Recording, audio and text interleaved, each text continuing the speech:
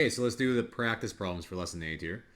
Um, Number 1 says a man traveling at 35 meters per second increases to 85 meters per second over 5 minutes. What was the distance traveled over that time interval? So I'm going to write down what I know. So I'm going to say um, V. I like VI better. I'm just used to it. V1's fine though. VI is equal to 35 meters per second. VF is equal to 85 meters per second. Time is equal to 5 minutes. I don't really like minutes though, because these are in seconds, or meters per second. So I'm going to want to change that to seconds. It's going to be the easiest way. Get my answers in meters. And then you can see my answers in kilometers there, but it's easy to change to that after. So I'm going to change this to seconds by multiplying by 60. Really, that's 60 seconds per minute. So minutes cancel, and I end up with 5 times 60, which is 300 seconds. Okay. I'm just going to write this down here. 300 seconds. And we were looking for D.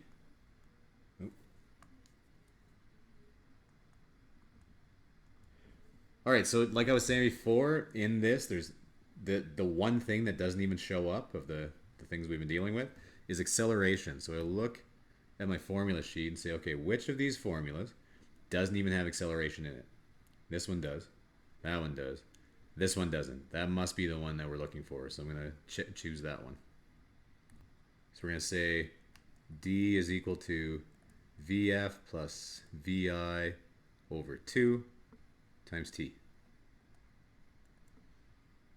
And this one is really just straight up putting your numbers into the equation. So if we do that, I'm just going to pause it and put the numbers in here.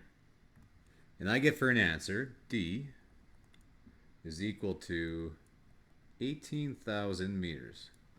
Even though our answer said 18 kilometers, right? But that's right, because there are 1,000 meters in a kilometer, so this is equal to 18 kilometers. And the question didn't give us any kind of sense of what like direction that we might be going, so our answer doesn't either. So it's not positive or negative or east or north or anything like that. Okay. Okay, number 2 says an object traveling at 100 meters per second accelerates at -5 meters per second squared for 15 seconds. What was the distance traveled by the object as it slowed down over the 15 seconds? Okay, so let's write down what we got. We got VI is going to be equal to 100 meters per second. We've got VF. Actually, we don't have VF. We don't have it and we don't care about it. So VF, maybe I'll just leave it. Acceleration is going to be -5 meters per second squared. Time is going to be 15 seconds, and distance is what we're looking for. So now choosing a formula, I'm going to look back to my formula sheet and say, okay, which of these equations doesn't even have VF in it, because VF's the one I didn't even care about. And that's going to be our first one here, so that one right there. So I'm going to say distance is equal to VIT plus 1/2 AT squared. Okay, so really now all we're doing is just plugging stuff in. So we know, so we're going to say what was the distance traveled. D is going to be equal to 100 meters per second times time of 15 seconds plus 1/2. Acceleration was -5 meters per second squared. And our time was 15 again. And don't forget to square it. So if you do that, you get 937.5 meters. And technically, since I look back at my question, I've got my lowest number of sig digs is 2. That one has 2 and that one both has 2. So my answer should be with 2. So remember, with scientific notation, this should really read 9.4, rounded that 3 up to a 4 with a 7 behind it, times 10 to the 2 meters. All right, number 3. Okay, so 3, an object traveling at an unknown speed accelerates at 4 meters per second squared for 25 seconds. If the object travels 1,500 meters over the time interval, what was the initial velocity? So I'm going to write down what we know here. VI is the one we're looking for. VF doesn't come up at all. There's no mention of a final velocity. Acceleration is going to be 4 meters per second squared. Time is 25 seconds. And distance is 1,500 meters. So again, I'm going to look and say, okay, which of these doesn't even have VF in it? It's the same one as last question. It's that one there. So I'm going to go D is equal to VIT plus 1/2 AT squared. But now I got to rearrange this thing so I can solve for VI, because that's what we're looking for, right? So what I'm going to do is I'm going to take this entire term here and I'm going to move it to the left side of the equation. And I can do that just by subtracting the whole term. So I'm going to go minus 1/2 AT squared. So that's going to turn into 0 on this side. And then minus 1/2 AT squared. So we've got left, I've got D minus 1/2 AT squared is equal to VI times T. So then the last thing I need to do is just divide both sides by T. So divide by T, divide by T. And what I have left is, maybe I'll just put an arrow to show it. I'm just moving up here now.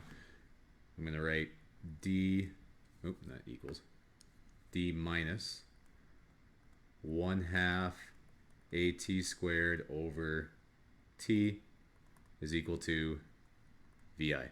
Now, you might be tempted to say that, okay, I've got a T on the top and a T on the bottom. I could just like cancel those or something. You can't. That's a common misconception. And the only reason you can't is because if I've got 2 terms up top, T would have to be in both those terms. It would have to be, D times T or something like that, right? So you can't just cancel it. But now what we're going to do is just plug in the numbers that we have from our question. I'm just going to pause it and do that. Now I'm going to show you just probably how I would put that in my calculator to make sure that I didn't make any mistakes. I would probably just do the entire top and then just divide whatever that is by 25. So I'd write it like this. So you can't really maybe see like the multiplying symbols very well in this, but I went 1,500 minus and then started the bracket, and I went 0.5 instead of 1/2, and then times 4, and then times 25 squared, and that squared is just applying to that 25, so we're good. And I put that all in brackets so that we know that it's going to be 1,500 minus all of this stuff, because that's what we want, right? And then I'm going to push equals 250, and then I'm just going to go divided by 25 for my final one. Just now doing it that way, just now I know everything up top is going to be divided by the bottom. There's no chance of the calculator kind of thinking I meant something I didn't. And that equals 10. So our answer here is going to be 10 meters per second. And it was positive, so positive 10 meters per second. Okay, number 4. Oh, and then circle your answer.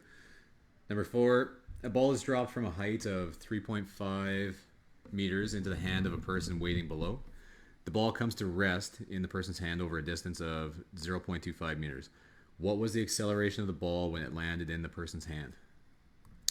Okay, so for this problem, we're going to split this up into 2 parts. And in physics, it really helps to draw pictures, especially for things like this. So I'm going to draw a picture here of a person dropping a rock down this way, right? And this other person's down here. Actually, I'm going to draw that a little bit different. Let's draw a person. He's a big person.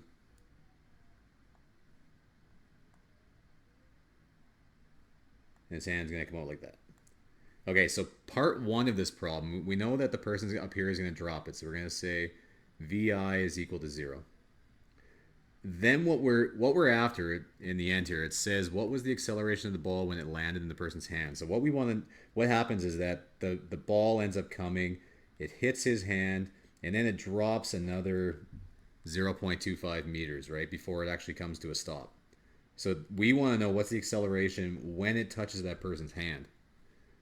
All right, so what we're going to do is figure out what we need first is what is the speed that this thing first hits my hand. So for part one of this problem, that's going to be VF, and that's what we're looking for. So VF. Okay, we know that acceleration due to gravity when you drop stuff is equal to negative 9.81. And we also know that his hand is a distance of 3.5 meters from here to there where we drop that thing, right? Actually, that should be up, to where the ball is up there, I guess. Okay, so we know the distance.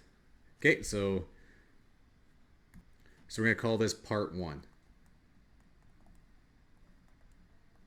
In part one, I look at my info here, so I've got, that's D over there. I've got four things, or that I'm looking for the fourth, I guess. And I don't even have T, right? T isn't even part of this. There's no time in the question or anything else. So I'm going to look over here and say, okay, which of these equations doesn't have time in it? So that's going to be that one, right? The VF squared one. So let's do that. So I'm going to have VF squared is equal to VI squared plus 2AD. Okay, now it's just really the only thing I got to do here now is take the square root of both sides because I don't want VF squared, I want VF. So this is just going to be equal to, or VF is going to be equal to the square root of VI squared plus 2AD. So VF is going to be, VI was 0, right? So 0 squared, which is just 0, plus 2 times negative 9.81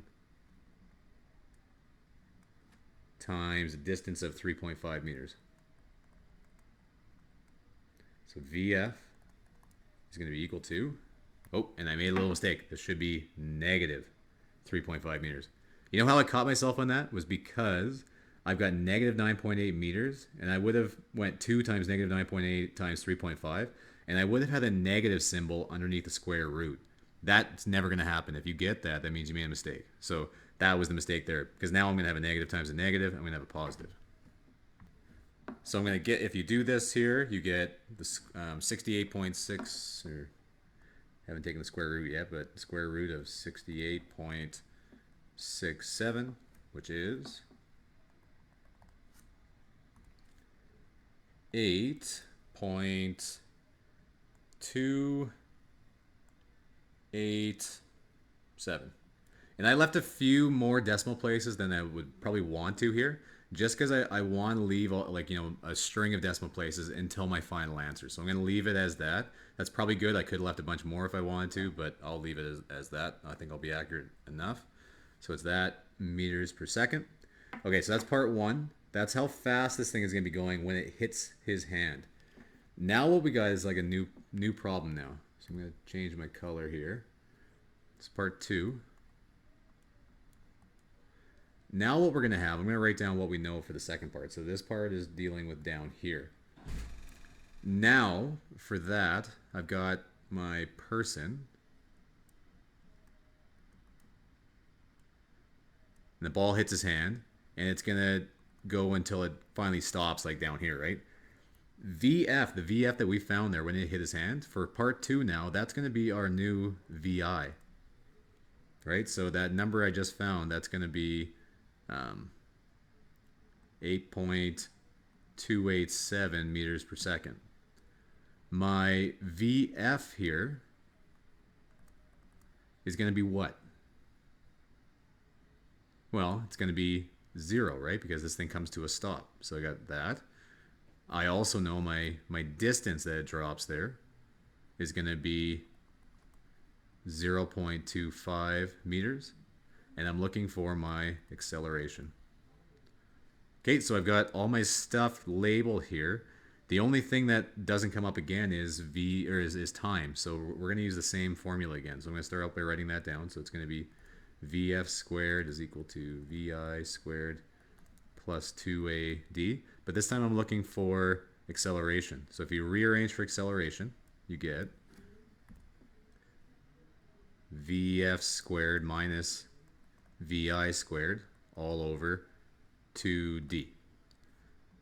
So now plugging in my numbers, I get, so VF in this case was 0, right, for this part, for part 2. So 0 squared minus 8.287 meters per second squared, don't forget the squared, divided by 2 times 0.25 meters. So my acceleration here is going to be, and I did it again. Sorry, this is going to be negative 0.25 meters. That's a really common one for people to miss because it's going down, right? It starts up here. My distance was negative, so negative 0.25 meters. Okay, so if you do that, you get 137.34 meters per second squared, and positive, right? So that's kind of weird though, right? Because it's positive. What direction would that be? Even though this thing is moving down, the acceleration of this thing was up. And that makes sense because, like I was saying, like to figure out how the acceleration, the positive and negative makes sense, is it's always going to be pretty much the direction of the force. Like this thing is being like forced up the whole time that this person is like, you know, trying to resist the motion of it going down. So the acceleration of this rock or this ball, I guess, is going to be up the entire time. And finally, my units should be, or my sig digs, I mean, should only have 2 sig digs. So I've got some problems with my sig digs in my problem or my questions. I would like you guys to do them properly. So my sig digs though are going to be only 2 because I've got only 2 in that and only 2 in that. So it's going to be 1.4 times 10 to the 2 meters per second squared. So sorry about the length of the video, but I want to make sure that you guys got a good grasp on this because it's going to be very important. So we've done these rearranging problems before, but I'd like you to do them again because they're going to become really important. And for H and these ones, remember what it means to have 0 for your V1 or your VI. And don't worry about the triangles. I know some students get confused about the arrows and triangles and all that kind of stuff. If it helps, just rewrite this whole thing out as D is equal to V1 times T plus 1/2 AT squared. Like, that might be easier for you for your brain to kind of comprehend what's happening without the change in symbols or the arrows and stuff. Do that if you need to, but just know what they mean. If you see that this just means change in distance, and the little arrow meant displacement, or it's a vector. So we care about direction. Okay, so go ahead and do these problems here. Do all 10 of them for me, please. And I'll see you guys in lesson 9.